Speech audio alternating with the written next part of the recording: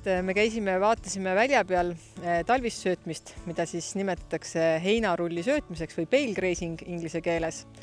Ja selle mõte minu puhul on puhtalt maa parandamine või mulla elustiku elustamine. Ja väga oluline on märgata, et seda, et me ei pane lihtsalt seda silorulli ja heinarulli keset põldu ja ei lase loomi sinna ümber, vaid see lahti rullimine on väga oluline asi, millele tasub tähelepanu pöörata.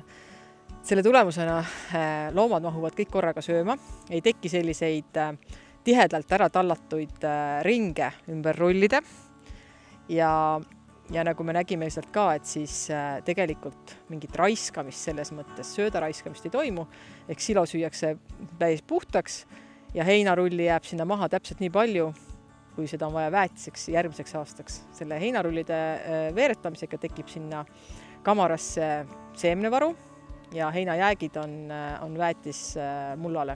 Et seda võib kasutada nii püsirohumaadel kui ka põllu peal, mida on vaja siis kiiresti, mille orgaanikat on vaja kiiresti nagu parandada. Ja tähtis on see, et iga järgnev rull veeretatakse laiali järgmisesse kohta.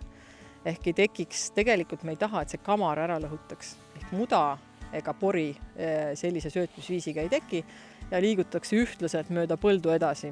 Et ainus asi, mis meie kliimas nagu peavalu tekitab, on talvine jootmine, et see peab olema siis korraldatud niimoodi, et loomad ikkagi vett saavad ja te igapäevaselt siis kontrollite, et see vesi ei ole ära külmunud.